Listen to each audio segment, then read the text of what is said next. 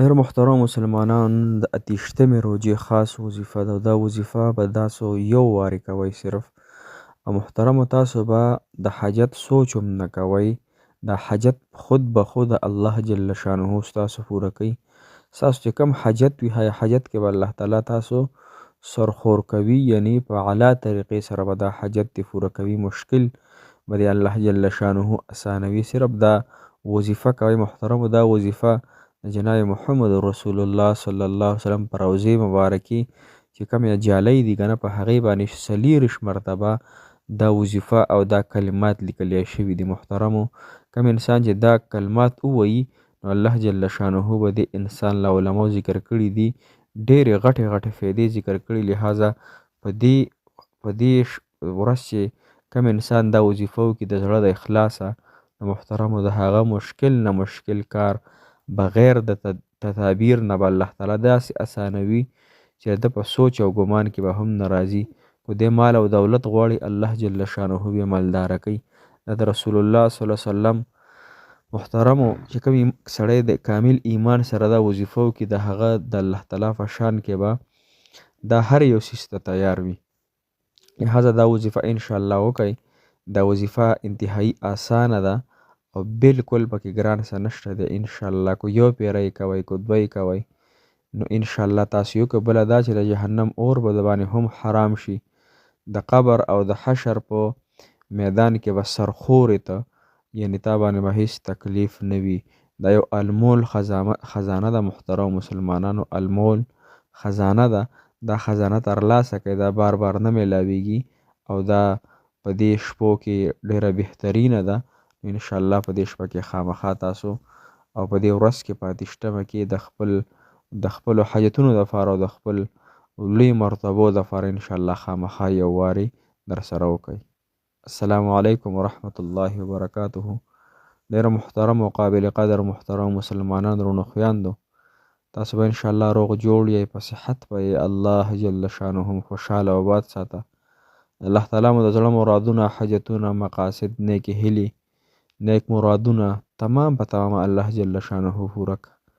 او هغه مسافر کوم چې بهر دي، که پاکستان کې دي، بهر وطن کې دي، الله تعالی دې ورته اوږده زندګي ورکړي. ځکه اختر هم د هغوی زموږ نه جدا دی او مسافرۍ کې دي. لهذا موږ ورته دعاګانې کوو. که ستاسو د کور مسافر دي، که د هر ځای دي، الله تعالی دې هغوی له خوشحالۍ ورکړي. محترمو اخیری 2 شپې پاتې دي، یوه ورځ پاتې ده.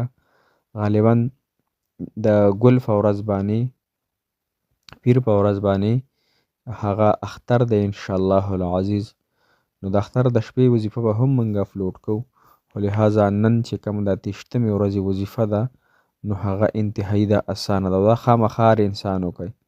صحیح شو که نه؟ تاسو که وایئ چې موږ ډېرې وظیفې وکړو نه قبلیږي نه قبلیږي نه قبلیږي، نو دا به لهذا نه وایو چې نه قبلیږي. قبلیږي به، هو انشاءالله خیر دی، لږ ټیم دی پکې ولګي، خو ضرور به الله تعالی قبلوي. ها، نیک ګمان به ساتو او یقین سره به انشاءالله وظایف کوو. صحیح شوه؟ نن چې کومه دا وظیفه ده دا اسانه وظیفه ده. ها، دې کې هیڅ ګران نشته دی. کوم انسان چې دا وظیفه خپل مشعله، خپل معمول جوړ کړي، نو دې انسان له به الله تعالی ډېرې زیاتې فایدې ورکړي. ها، د دنیا او د آخرت عزتونه به الله تعالی دې انسان ته ورکړي. ها، د دنیا او د آخرت خوشحالۍ به د الله تعالی ورکړي. د دنیا او د آخرت مشکلات او تکالیفونه به الله تعالی په امن کې، دوزخ د اور نه به الله تعالی په امن کې، حق قبر او د حشر کې به الله جل شانه دله سرخي ورکړي او بلندي به ورته ورکړي. دی به به هیڅ مشکل نه وي. که مال دولت غواړئ هغه به هم الله جل شانه درته په اعلی طریقې سره درکړي انشاءالله. وظیفه محترم مسلمانانو دا د جناب محمد رسول الله صلی الله علیه وسلم په روضه خو به تاسو چا لیدلي یا به نه لیدلي، الله تعالی دې موږ بار بار بوځي. د هغې په جالو باندې 40 مرتبه دا کلمات لیکلي. ها، 40. صحیح شو که نه؟ ګوره کلمات ته به انشاءالله په سکرین به هم تاسو ته ښکاري. تاسو ته غوږ شئ. ګورئ: لا اله الا الله الملك الحق المبين محمد رسول الله صادق الوعد الامين. ها، صحیح شو که نه؟ لا اله الا الله الملك الحق المبين محمد رسول الله صادق الوعد الامين. انشاءالله اسانه وظیفه ده. دا تاسو 40 مرتبه ووایئ. یا یو مرتبه ووایئ انشاءالله بلان هغه روزانه انشاءالله وایئ په دغه ترتیب سره او په دې شپه باندې او په دې ورځ باندې خو خامخا ډېره زیاته او زیاته ووایئ انشاءالله الله جل شانه به مو تاسو ته د زړه سکون راکړي. چې د زړه سکون میلاو شي نو نورې خوشحالۍ به خود راځي. محترمو چې د قبر او د آخرت د عذابونو نه الله تعالی په امن کې کي نو نور تاسو څه غواړئ دغه بهترین هغه مشکلات دي محترمو چې الله تعالی انسان دغه نه فار کي نو الله تعالی چې انسان دغه نه فار کي نو انسان بیا نور څه غواړي. لہذا انشاءالله دغه وظیفه تاسو په دغه ترتیب سره شروع کړئ انشاءالله موږ یې هم کوو تاسو یې هم وکړئ نو الله تعالی مرادونه پوره کړي. بل دا خبره ده د محترمو ضرورتمند خبره چې بل اخیری شپې ورځې پاتې دي که نه دې کې انشاءالله الله جل شانه راضي کو. کله چې مزدوري وکړي که نه نو هغه ته پوره بدله میلاویږي. لہذا موږ دا روژې د الله تعالی د رضا دپاره نیولې دي. الله تعالی دې رانه قبول او مقبول کړي نو انشاءالله الله جل شانه به هم موږ له الله تعالی څه فرمایي انا اجزه به الصوم لي دا روژه زما دپاره ده الصوم لي انا اجزه به د دې بدله به هم الله تعالی فرمایي زه په خپله ورکوم. د نور نیک اعمالو بدلې به فرشتې ورکوي او د روژې بدله به الله جل شانه په خپله ورکوي.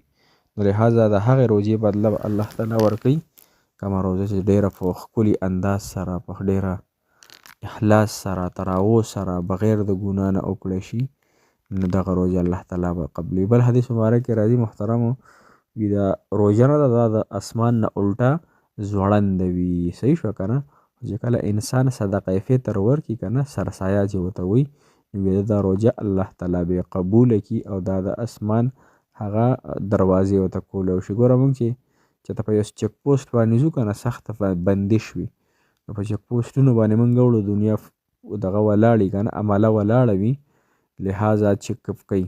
نو څنګه چې دغه دی دغه رنګې محترم مسلمانانو د الله تعالی چې زموږ نیک اعمال خیږي او روژې خیږي نو د 7 اسمانونو نه بره تېرېږي. هلته چک کېږي چې دی کې ریا شته دی کې دکلاوه شته غیبت ګناه نور دروغ و ګانې بجانې څه شته کو نه شته دا روژه خالصه مخلص ده. لہذا انشاءالله روژه چې د الله تعالی زما او ستاسو خالصه مخلصه وګرځولی کي الله تعالی د خپل رضا سبب وګرځولی کي. الله تعالی دې زموږ او ستاسو د ټولو امت مسلمه صلی الله علیه وسلم په حال باندې رحم وکړي. الله تعالی دې حامی و ناصر مددګار شي د ټولو مؤمنانو مسلمانانو. انشاءالله دعاګانې کوئ خیرې شپې ورځې دي موږ ته هم کوئ موږ تاسو ته کوو. جزاک الله خیر احسن الجزاء فی الدنیا والآخرة. السلام علیکم ورحمة الله وبرکاته. فی امان الله. الله خوشحاله